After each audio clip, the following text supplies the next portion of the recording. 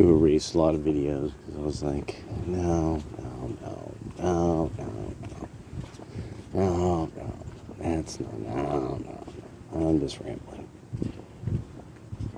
So this morning I was looking at something. Now this has come up like twice in a couple days, and it's about the jobs. And okay, so Trump just fired the head of Bureau of, oh my gosh, what was it? Labor data? Something like that. I'd have to look it up again, precisely what it was. Chief person in charge of collecting all this data on employment and such. And I just want to make sure, as young people who you're like, what the fuck is going on with just finding a job? Way back, all the way in W's administration, the labor numbers were all fucked up, and everyone knew it. And this was something that was a part of the Tea Party. The Republican rebellion was like, you guys don't have good data.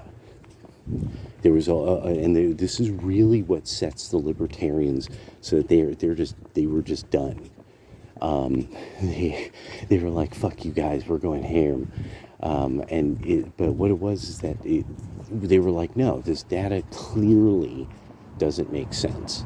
And they really, libertarians, they'll dig into exactly what your figures are that you've published and stuff and go through it all. So they started figuring out, they're like, no.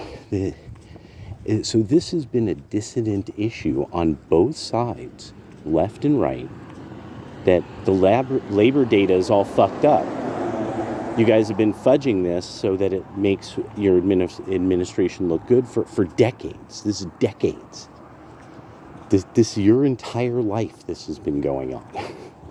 And getting weirder and weirder, the math getting fuzzier and fuzzier dependent upon whoever was running the central bank, whoever had power in Congress.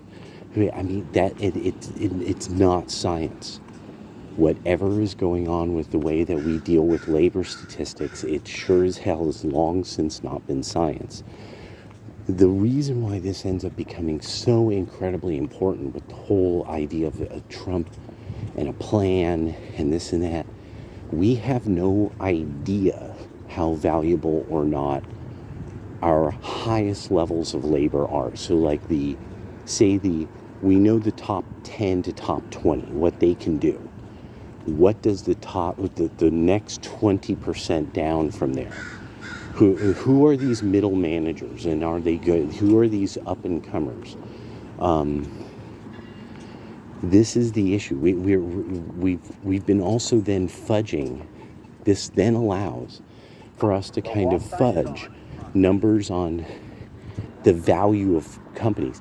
Another thing, libertarians, and then the silver and gold bugs. People collect silver and people collect gold. They're like, these companies aren't worth shit.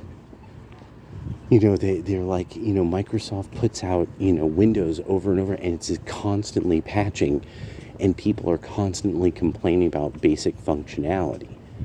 So there's this issue now of like, people like, if that's them, if Tesla also looks like this company that it just for some reason is this luxury firm that just doesn't ever lose value, whatever that they're like, no, everything in the market, we're in the bubble of bubbles on top of a bed of suds, and everything there's got to be a point at which we find out what is valuable still. Now, this is the thing. People want to say Americans so dumb, Americans the dummy dumb dumbsters, all this stuff, but yet you have like European educated people constantly voting for themselves to be ruined. America has had this massive change to, no, I trained in all this for a reason. I want to be successful. So you see, there's this incredible hope there. But the key thing we don't know what is valuable in the market at this time. And we've been fudging the numbers So, and I mean everything, like the student loan racket. We had to fudge numbers on the value of certain jobs and how valuable they were going to be, so that you would take that course. Do you see where this is going? How big this gets? How up the economy, how it starts warping everything. That's the idea I'm trying to get at. And so now so in some way, shape, or form, we need serious overhaul of the Bureau of Labor Data and Statistics, because we have to know what jobs are valuable. We got to get a base sense of how much per hour is this or that really becoming worth in the market. Yeah. All right, just some thoughts later.